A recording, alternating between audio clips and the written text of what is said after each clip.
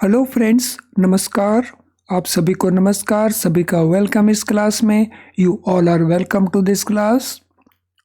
Live class में जितने students already join कर चुके हैं, क्विकली वो कंफर्म करेंगे आपका ऑडियो वीडियो आपको एक्सेसिबल है।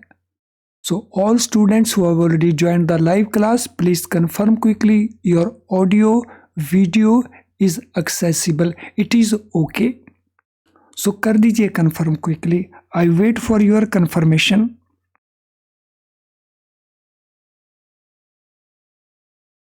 तो चले शुरू करते हैं आज का डिस्कशन। ये डिस्कशन हमारा प्रीवियस सेशन से इन कंटिन्यूएशन है। प्रीवियस सेशन में हमने फेमा के इम्पोर्टेंट प्रोविजंस को किया था और उससे रिलेटेड कुछ क्वेश्चंस किए थे, लेकिन कुछ क्वेश्चन जो बच गए थे अब हम उनको करेंगे। फ्रेंड याद रखें, ये हमारी बेस बिल्डिंग क्लासेस हैं जिनमें हम पहले कॉन्सेप्ट को डिस्कस करते हैं और उसके साथ हम क्वेश्चंस को डिस्कस करते हैं। तो ये हमारे module A chapter 8 remittance facilities का इम्पॉर्टेंट पार्ट है, जहां लगातार क्वेश्चन पूछे जाने की पॉसिबिलिटीज़ बनी रहती हैं। अगर आपने हमारा प्रीवियस वीडियो नहीं वॉच किया तो पहले उसको वॉच करें, ताकि ये जो क्वेश्चन हम डिस्कस करेंगे आप इनका और अधिक बेनिफिट ले सकें। तो चलिए क्वेश्चन को देखते हैं। Under current account category who has the authority to restrict foreign exchange transactions? Foreign exchange transaction के ऊपर अगर रिस्ट्रिक्शन हमने लगानी हो और वो भी करंट अकाउंट की ट्रांजैक्शन को लेकर के, तो ये अथॉरिटी किन के पास है? आरबीआई के पास है, अथोराइज्ड पर्सन के पास है, मिनिस्ट्री ऑफ फाइनेंस के पास है, या सेंट्रल गवर्नमेंट के पास है? करंट अकाउंट कैटेगरी की ट्रांजैक्शंस के ऊपर रिस्ट्रिक्शन इंपोज करने का अथॉरिटी किन के पास है? यस, कम ऑन, आंसर देने की कोशिश करें। रिकॉल करें, क्या आपने लास्ट सेशन में सीखा था, क्या आपने लर्न किया था। आप चाहें तो अपने हैंड रिटन नोट्स जो आपने बनाए हैं उनको भी रेफर कर सकते हैं। तो ये है सेंट्रल गवर्नमेंट, तो हमारा ऑप्शन आंसर है central government. Which of the following entities can be considered as authorized person under FEMA? तो हमने बताना है इनमें से कौन कौन सी एंटिटी को हम अथोराइज्ड पर्सन कंसिडर करते हैं। अथोराइज्ड डीलर्स को, मनी चेंजर्स को, ऑफशोर बैंकिंग यूनिट्स को, या सभी को। तो किन को हम अथोराइज्ड पर्सन कंसिडर करते हैं? So that is the question.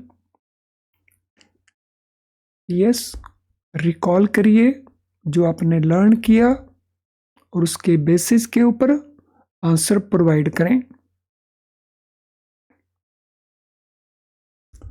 So question number 4, तो answer will be all the above. ये सारे के सारे ही अथोराइज्ड पर्सन कैटेगरी में फॉल करते हैं।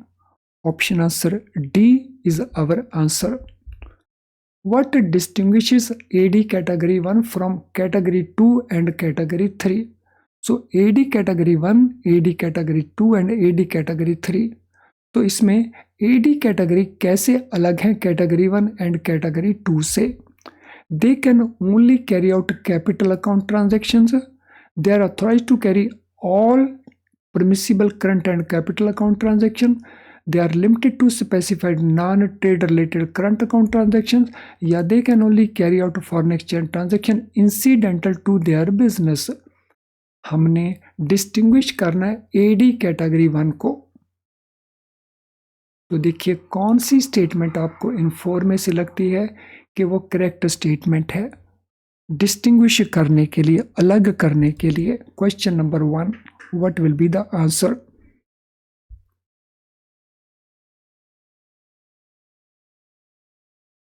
यस, दे दीजिए आंसर क्या बनता है क्वेश्चन का।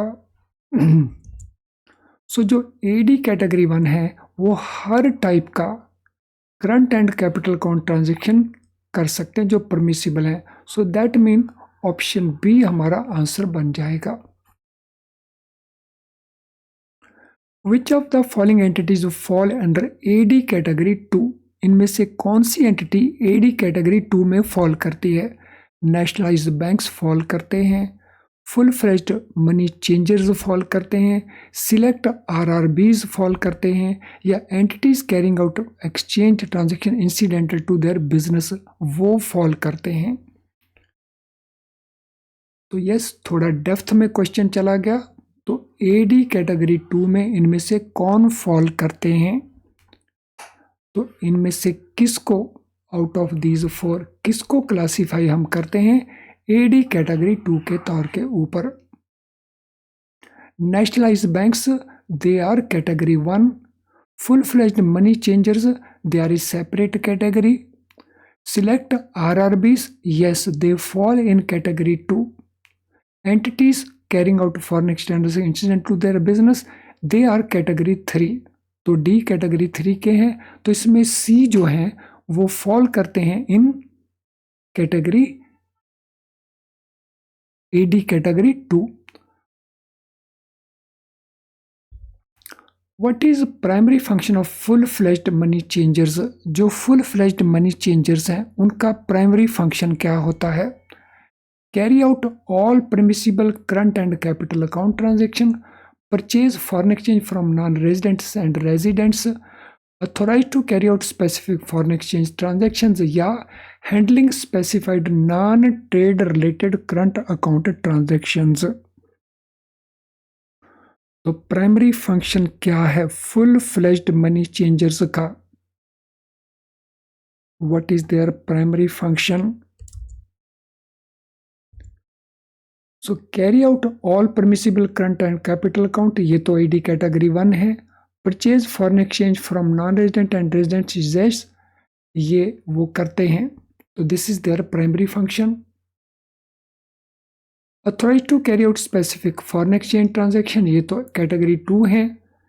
Handling specified non trade related current account transaction, तो ये कैटेगरी 2 है, तो ये कैटेगरी 2 वाले हैं और ये हमारे फुल फ्लेज्ड मनी चेंजर्स हैं। ऑप्शन बी हमारा आंसर बनेगा। In the context of AD category 3 what transactions they are authorized to conduct? जो एडी कैटेगरी 3 हैं वो किस तरह की ट्रांजेक्शन कंडक्ट कर सकते हैं? All permissible current and capital, specified non trade relating to current account, specific foreign exchange transaction incident to their business, या परचेजिंग फॉरेन एक्सचेंज और private and business travel purpose only. AD category 3 इनमें से कौन सी transaction conduct कर रहे हैं या कर सकते हैं? तो सभी ऑप्शंस को केयरफुली रीड कर लें। वैसे हमने इनको एक एक करके अलग अलग डिस्कस भी कर दिया है। Now it should not be difficult for you to answer the question. Yes, देखिए क्या आंसर बनता है क्वेश्चन का।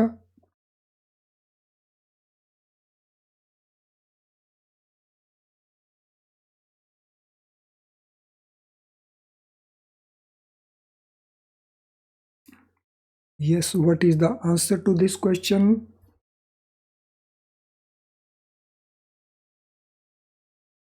सो क्वेश्चन का आंसर बनता है incidental to their business activities, वो ट्रांजैक्शन वो कर सकते हैं।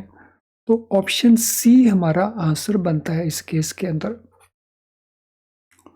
तो चलिए अगले क्वेश्चन के ऊपर चलते हैं। What defines capital account transactions? Capital account transactions को क्या चीज डिफाइन करती है? Transactions related to non trade current account activities, transactions which alter asset liability of a person resident in India, purchasing foreign exchange for private and business travel purpose, specified foreign exchange transactions authorized by RBI। तो capital account transactions इनमें से कौन सी चीज define करती है? That is the answer we have to provide. Sorry friends. Yes, what is the answer for question number 5? तो question number 5 हमारा ऑप्शन बी बनेगा। कैपिटल अकाउंट ट्रांजैक्शन में ऑल्टर होती है एसेट लायबिलिटी की position of a person resident in India, लेकिन साथ में हमें ये कहना पड़ेगा आउटसाइड इंडिया। सो ऑल्टर्स आउटसाइड इंडिया, अब्रॉड। ये वर्ड इसमें कमी है, क्वेश्चन में ये होनी चाहिए थी साथ में। What is the scope of activities for AD category 2? AD category 2 के लिए एक्टिविटीज का स्कोप क्या है? Limited to specific non trade related current account transactions, authorised to carry out all specific foreign exchange transaction for private and business travel purpose, या limited to purchasing foreign exchange from non residents. तो हमने बताना है AD category 2 से related activities, उनका scope. तो उनका scope है हमारा answer number A, limited to specific non trade related current account transactions. तो इन ट्रांजैक्शंस को जो नॉन ट्रेड है वो कैपिटल अकाउंट की ट्रांजैक्शंस नहीं कर सकते, लेकिन करंट अकाउंट की कर सकते हैं, वो भी नॉन ट्रेड रिलेटेड। तो चलिए फ्रेंड्स, अब हम अगले कॉन्सेप्ट की बात करते हैं। करंट अकाउंट ट्रांजैक्शंस क्या होती हैं? लास्ट सेशन में हमने अंडरस्टैंड किया था कैपिटल अकाउंट ट्रांजैक्शंस क्या है। अब करंट अकाउंट ट्रांजैक्शन हम किसको कहेंगे? कोई भी ट्रांजैक्शन जो कैपिटल अकाउंट ट्रांजैक्शन में क्लासीफाई नहीं होती। तो दो तरह की ट्रांजैक्शंस हैं, एक है कैपिटल और एक है करंट। कैपिटल अकाउंट को हम डिफाइन कर चुके हैं, जो ऑल्टर करती हैं position of asset liabilities outside the country. तो जो ऑल्टर नहीं करती, जो कैपिटल अकाउंट में क्लासीफाई नहीं होती, उनको हम क्लासीफाई करेंगे करंट अकाउंट में। सो ये नहीं कहना कि कैपिटल अकाउंट वो हैं जो करंट अकाउंट नहीं है, रादर वी हैव टू से जो कैपिटल में क्लासीफाई नहीं होती वो करंट अकाउंट में फॉल करती हैं। और नॉर्मली ये ट्रेड ट्रांजैक्शंस हैं, एक्सपेंसेस से रिलेटेड ट्रांजैक्शंस हैं। जैसे example, expenses in connection with foreign travel, education, medical care of these persons, या इंपोर्ट एक्सपोर्ट, ये सारी ट्रांजैक्शन करंट अकाउंट ट्रांजैक्शन में फॉल करेंगी। फॉरेन करेंसी में क्या क्या आता है? बड़े बार ये क्वेश्चन पूछा जा चुका है कि फॉरेन करेंसी में किसको इंक्लूड करेंगे। फॉरेन करेंसी में जितने भी फॉरेन करेंसी के नोट्स हैं, all foreign currency notes, all postal foreign currency notes, all foreign currency postal orders, all foreign currency money orders, foreign currency के चेक्स, फॉरेन करेंसी के ड्राफ्ट्स, फॉरेन करेंसी के traveller cheques, foreign currency के letter of credit, foreign currency के bill of exchange या promissory notes, foreign currency के credit card, foreign currency के international debit card या foreign currency से related ATM cards. इन सभी में कॉमन क्या है? इन सभी में कॉमन है फॉरेन करेंसी में अगर ये इंस्ट्रूमेंट्स हैं तो उनको हम क्या कहेंगे कि ये फॉरेन करेंसी है। Foreign currency and foreign exchange ये दोनों एक ही टर्म नहीं है। सो फॉरेन एक्सचेंज एक वाइडर टर्म है और फॉरेन करेंसी एक लिमिटेड टर्म है। अब हम देखेंगे फॉरेन एक्सचेंज में क्या है, किसको कहते हैं। सो फॉरेन करेंसी, एक तो फॉरेन करेंसी सारी की सारी फॉरेन एक्सचेंज का पार्ट है, और इसमें और क्या आ जाएगा? सो फॉरेन करेंसी के डिपॉजिट्स हैं, फॉरेन करेंसी के क्रेडिट हैं, फॉरेन करेंसी के बैलेंस हैं जो किसी भी फॉरेन करेंसी में पेबल हो सकते हैं। देन ड्राफ्ट्स हैं, ट्रैवलर चेक्स हैं, लेटर ऑफ क्रेडिट हैं, बिल ऑफ एक्सचेंज हैं, जिनको इंडियन करेंसी में बनाया गया है लेकिन वो फॉरेन करेंसी में पेएबल हैं। तो यहाँ पे हमने इनको कवर किया था जो फॉरेन करेंसी के हैं, और यहाँ पे हम किन को कवर कर रहे हैं?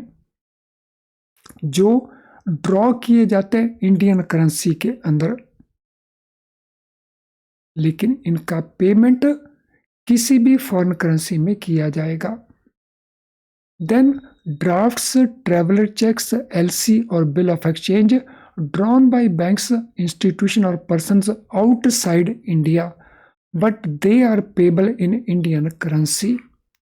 तो अगर कोई लेटर ऑफ क्रेडिट है, ड्राफ्ट है, ट्रेवलर चेक है, बिल ऑफ एक्सचेंज है, जो किसने ड्रॉ किया, तो ड्रॉ किया बैंकों ने, इंस्टीट्यूशंस और पर्सन ने आउटसाइड इंडिया, लेकिन उनको पे होने इंडिया के अंदर इन इंडियन करेंसी, तो उसको भी हम फॉरेन एक्सचेंज में इंक्लूड कर लेंगे। तो ब्रॉडली हमारे पास यहाँ पे 3 पार्ट्स आ गए, रादर 4 पार्ट्स आ गए। एक हो गया सीधा फॉरेन करेंसी, ये सारे के सारे, और एक हो गया हमारे पास deposit, credit and balances payable in foreign currency. फिर आगे हमारे वो इंस्ट्रूमेंट जो रुपी में ड्रॉ होते हैं और पे होते हैं फॉरेन करेंसी में। और चौथे हमारे वो इंस्ट्रूमेंट आ गए जो फॉरेन करेंसी में ड्रॉ होते हैं क्योंकि वो आउटसाइड इंडिया बन रहे हैं, लेकिन वो पेबल है इंडियन करेंसी के अंदर। तो इस सारी डिस्टिंक्शन को केयरफुली माइंड में रखना है, बाद में कंफ्यूज नहीं होना है, बाद में हमें कंफ्यूजन शुरू हो जाते हैं। फॉरेन पोर्टफोलियो इन्वेस्टमेंट क्या होता है? So what is FPI? Any investment made by a person resident outside India। अगर कोई पर्सन आउटसाइड इंडिया रिजाइड करता है, जैसे कोई म्यूचुअल फंड है, जैसे कोई लार्ज मल्टीनेशनल कंपनी है, अगर वो इंडिया में कैपिटल इंस्ट्रूमेंट्स में इन्वेस्ट करती है जहाँ पे वो investment less than 10% of post issue paid up capital है, या less than 10% of paid up capital of each series of capital instruments of a listed Indian company है, तो उसको हम कहेंगे फॉरेन पोर्टफोलियो इन्वेस्टमेंट। तो ये पैसा कौन लगाता है? ये पैसा लगाता है सम एंटिटी आउटसाइड इंडिया। ये पैसा किस में लगाया जाता है? कैपिटल इंस्ट्रूमेंट्स में लगाया जाता है। कितने अमाउंट तक लगाया जाता है? Less than 10% of post issue paid up capital, या less than 10% of paid up value of each series of capital instrument. अगर वो कैपिटल इंस्ट्रूमेंट अलग अलग सीरीज के हैं तो हर एक के अंदर 10% से कम, और कंडीशन है कि वो कंपनी इंडियन स्टॉक एक्सचेंज के ऊपर लिस्टेड होनी चाहिए। तो इनको हम कहते हैं FPI, फॉरेन पोर्टफोलियो इन्वेस्टर्स या इन्वेस्टमेंट। फ्रेंड्स, इससे पहले कि हम अगले पार्ट को डिस्कस करें, this is important information for you. Are you preparing yourself by using IIBF books? क्या आप अपना प्रिपरेशन इन बुक्स को यूज करके कर रहे हैं? ऐसा अगर है तो आपके सामने कुछ इस प्रकार के इश्यूज हो सकते हैं। Number 1, difficult to understand. इन बुक्स को अंडरस्टैंड करने में आपको डिफ़िकल्टी आ रही है। जैसे इनको लिखा है, जो इनमें लिखा है उसको आप अंडरस्टैंड करना चाहते हैं लेकिन यू फाइंड इट डिफ़िकल्ट, तो बार बार करते हैं, जिसके कारण आपका टाइम बहुत सारा कंज्यूम होता है और उसके कारण आप पूरे सिलेबस को कवर भी नहीं कर पाते। आप प्रैक्टिस करना चाहते हैं क्वेश्चंस की, लेकिन बुक के अंदर आपको हर चैप्टर के एंड के ऊपर क्वेश्चन तो मिलेंगे, लेकिन बहुत थोड़े क्वेश्चंस आपको मिलेंगे जिससे आपकी प्रॉपर प्रैक्टिस नहीं हो पाती। सो अगर आप चाहते हैं कि इन प्रॉब्लम से आपको सॉल्यूशन अवेलेबल हो, तो आप यूज़ कर सकते हैं हमारे best quality low priced video lessons. इन वीडियो लेसन में हम जो कंसेप्ट का आपको एक्सप्लेन करते हैं, बहुत आसानी से आप उनको अंडरस्टैंड कर जाते हैं और बहुत क्विकली अंडरस्टैंड कर जाते हैं, जिससे आप लॉट ऑफ टाइम सेव कर लेते हैं, जिससे आपका पूरा सिलेबस कवर करने में आपको हेल्प मिलती है। हमारे क्वेश्चन बैंक में आपको मल्टी चॉइस क्वेश्चंस मिलेंगे, MCQs, जिससे आप लॉट ऑफ प्रैक्टिस कर पाएंगे, जो आपके कॉन्सेप्ट्स को और बेहतर करेगी। मेमोरी रिकॉल्ड क्वेश्चंस हम आमतौर के ऊपर ऑफर करते हैं जस्ट नियर द एग्ज़ाम। उससे आपको पैटर्न पता चल जाता है एग्ज़ाम का, तो अगर इतना कुछ इतना यूजफुल अवेलेबल है तो why not to use it. तो ये अवेलेबल है हमारी ऐप के थ्रू, या आप इसे हमारी वेबसाइट के थ्रू भी यूज़ कर सकते हैं। तो हमारी वेबसाइट को लॉगिन करें और उसके कोर्सेज पेज के ऊपर जाएं, तो वहाँ पे आपको ये कोर्सेज मिल जाएंगे जिनको आप यूज़ करके जो पॉसिबिलिटी है आपके पास होने की उनको इम्प्रूव कर सकते हैं। अब हम बात करेंगे फॉरेन पोर्टफोलियो इन्वेस्टर में कौन होता है। अभी हमने बात की थी फॉरेन पोर्टफोलियो इन्वेस्टमेंट क्या है। अब हम बात करेंगे foreign portfolio investor, a person that can invest in Indian securities and registered according to SEBI FPI regulations 2014, उनको हम कहेंगे एफपीआई।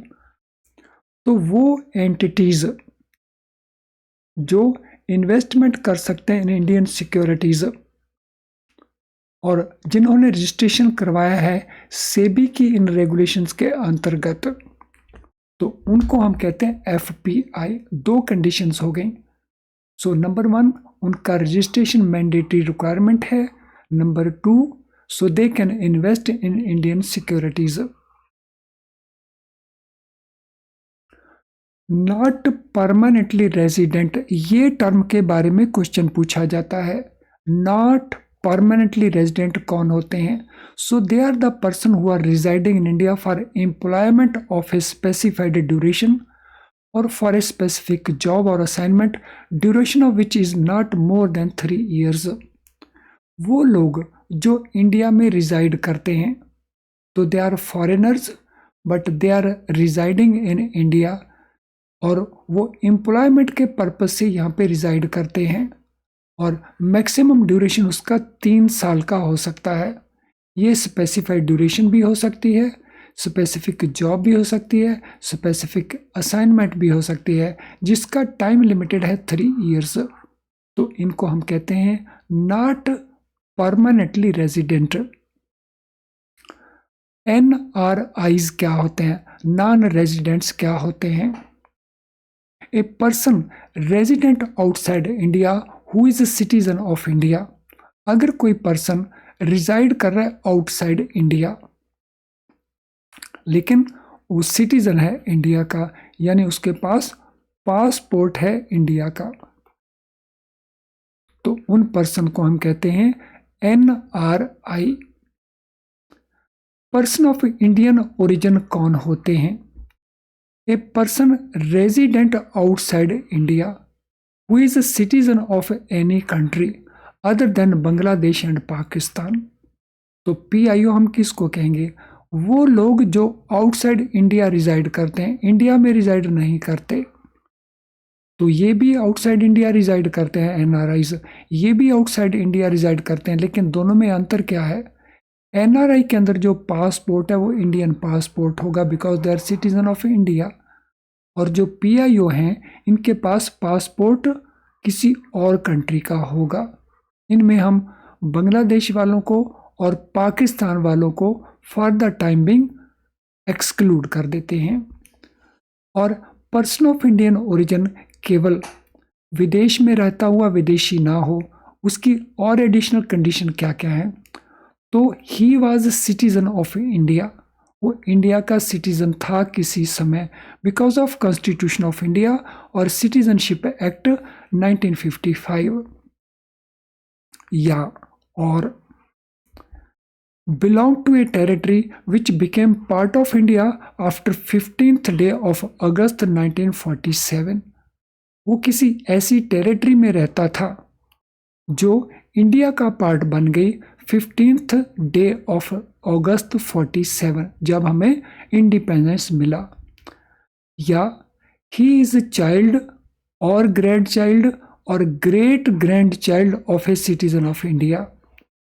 वो इंडिया के किसी सिटीजन का या तो वो चाइल्ड है या ग्रेट ग्रैंड चाइल्ड है या वो ग्रेट ग्रैंड चाइल्ड है इंडियन सिटीजन का। और he is a spouse of foreign origin of a citizen of India और स्पाउस ऑफ फॉरेन ओरिजिन।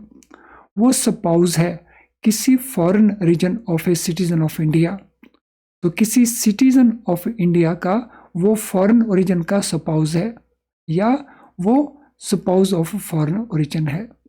तो इन लोगों को हम कहते हैं पर्सन ऑफ इंडियन ओरिजिन। यानी अगर हम इन 4 लोगों को देखें तो ये किसी ना किसी तरह से इंडिया से जुड़े हुए हैं। They are associated to India. तो इनको हम कहते हैं पर्सन ऑफ इंडियन ओरिजिन। तो ये कंट्री के बाहर रहते हैं और इनका पासपोर्ट भी कंट्री के बाहर का है। और नॉन रेजिडेंट्स ये भी कंट्री के बाहर रहते हैं, लेकिन इनका पासपोर्ट इंडिया का पासपोर्ट है, because they are citizens of India. PIO includes over citizens of India card holders. तो जिनके पास ओवरसीज सिटीजन ऑफ इंडिया का कार्ड है, OCI कार्ड हम जिसको कहते हैं, तो उनको भी हम PIO में इंक्लूड करते हैं। अब हम बात करेंगे persons resident in India. A person residing in India for more than 182 days during preceding financial year, तो उनको कहेंगे पर्सन रेजिडेंट इन इंडिया। तो क्या क्या इसमें कंडीशन है? First, they are not residing outside India, so they are residing in India. और उनका स्टे का पीरियड है मोर देन 182 डेज। तो it is not equal to 182 days, it is more than 182 days। And ये 182 days का जो period है, हमने कौन सा पीरियड लेना है? प्रीसीडिंग फाइनेंशियल ईयर का पीरियड लेना है। पिछले फाइनेंशियल ईयर के अंदर अगर कोई पर्सन इंडिया में मोर देन 182 डेज स्टे किया तो उनको हम क्या कहेंगे? Person resident in India. No next हमारा रूल किसको रिलेट करता है? Bringing in foreign exchange in India. अगर हम इंडिया में फॉरेन एक्सचेंज ले करके आते हैं तो उससे रिलेटेड रूल्स क्या हैं? Currency declaration form, declaration to be submitted to custom authorities where value of foreign exchange brought into India exceeds $10,000 और value of foreign currency notes exceeds 5,000। तो अगर हम इंडिया में फॉरेन एक्सचेंज ले करके आते हैं तो हमें क्या सबमिट करना होगा? हमें सबमिट करना होगा CDF form, currency declaration form. तो ये डिक्लेरेशन हम किसको सबमिट करेंगे? हम सबमिट करेंगे कस्टम अथॉरिटीज़ को, कस्टम डिपार्टमेंट को। लेकिन हर केस में ये मैंडेटरी नहीं है। ये मैंडेटरी कब है? 2 सिचुएशन में ये मैंडेटरी बन जाएगा। अगर टोटल फॉरेन एक्सचेंज उसका वैल्यू मोर देन $10,000 है या कोई दूसरी करेंसी है इसके इक्विवेलेंट, या value of foreign currency notes. So इस फॉरेन करेंसी में, फॉरेन एक्सचेंज में फॉरेन करेंसी नोट्स भी हो सकते हैं। अगर फॉरेन करेंसी नोट्स की वैल्यू 5,000 एक्सीड करती है तो in that case also this declaration is mandatory. यानी टोटल फॉरेन एक्सचेंज $10,000 से ज़्यादा हो या उस फॉरेन एक्सचेंज के अंदर फॉरेन करेंसी नोट्स $5,000 से या ज़्यादा हों, तो दोनों ही सिचुएशन में this is required to be submitted. तो इसे सबमिट करना पड़ेगा। Purchase of foreign currency from public by authorized persons. Authorized persons क्या पब्लिक से फॉरेन करेंसी परचेज कर सकते हैं? तो उसका मेथड क्या रहेगा? Authorized persons can purchase foreign currency notes, coins, traveler checks from residents as well as non-residents. Payment in Indian currency is allowed account pay check या demand draft, loading in Indian debit card या electronic funds transfer through banking channels are allowed as under। तो जब इनको encash किया जाएगा, जब इनको purchase किया जाएगा तो वो पेमेंट इंडियन करेंसी में किया जाएगा और इंडियन करेंसी में ये पेमेंट अकाउंट पे चेक के थ्रू, अकाउंट पे डिमांड ड्राफ्ट के थ्रू या उसको लोड कर दिया जाएगा इंडियन करेंसी डेबिट कार्ड के अंदर या इलेक्ट्रॉनिक फंड ट्रांसफ़र उसका कर दिया जाएगा, लेकिन बैंकिंग चैनल्स यूज़ किए जाएंगे। और अगर हम देखते हैं अमाउंट की बात, फ्रॉम रेजिडेंट पर्सन ये अमाउंट है $1,000 या उसका इक्विवेलेंट। और जब हम देखते हैं फॉरेन विजिटर से या नॉन रेजिडेंट इंडियन से, तो ये वैल्यू है $3000 और इक्वलेंट। तो देखिए हमने इसी एक स्लाइड के अंदर कम से कम 7-8 क्वेश्चंस को कवर किया है। इतनी इंपॉर्टेंट है ये छोटी सी स्लाइड। फ्रेंड, आज के सेशन से रिलेटेड अगर आपका कोई भी क्वेश्चन हो तो आप इस वीडियो के कमेंट बॉक्स के अंदर उस क्वेश्चन को टाइप कर दीजिए, हम वहीं पे उसको आंसर कर देंगे। आज के सेशन से रिलेटेड अगर आपका कोई क्वेश्चन नहीं है, कोई जनरल क्वेरी है, तो ये हमारा ईमेल आईडी है। तो यहाँ पे आप अगर मेल कर देते हैं तो हम आपका सूटेबली आंसर करके हेल्प कर देंगे। आज का सेशन अगर आपको यूजफुल नहीं लगा तो आप डिसलाइक ज़रूर करें इस वीडियो को, लेकिन अगर वो आपको यूजफुल लगा है तो फिर लाइक करने में भी संकोच मत करें, क्योंकि आपका लाइक करना मीन्स यूट्यूब उस वीडियो को और बहुत सारे स्टूडेंट को दिखाने की कोशिश करता है अपने लेवल के ऊपर। यानी आपका लाइक करना means you will be helping many more students. तो अगर आधे घंटे से ज़्यादा आपने टाइम स्पेंड किया है, यूज़ किया है टू वॉच दिस वीडियो, तो आपको कुछ सेकंड्स लगेंगे टू लाइक इट। इसके लिंक को शेयर कर सकते हैं अपने फ्रेंड्स कोलीग्स के साथ। चैनल अगर आपने सब्सक्राइब कर रखा है लेकिन बेल आइकन पुश नहीं किया है, या चैनल आपने सब्सक्राइब नहीं किया है, तो हमारे नोटिफिकेशंस आपको नहीं मिल रहे होंगे, जिससे आपकी बहुत सारी क्लासेस मिस हो चुकी होंगी। अगर आप चाहते हैं कि आपकी क्लासेस मिस ना हो तो चैनल को सब्सक्राइब कर दें और बेल आइकन को साथ में पुश कर दें। फ्रेंड्स, आज के सेशन से रिलेटेड जो क्वेश्चंस हैं वो हम आने वाले लेसन्स के अंदर डिस्कस करेंगे। तो अभी हम इस सेशन को वाइंड अप करेंगे। So thank you friends and all the very best.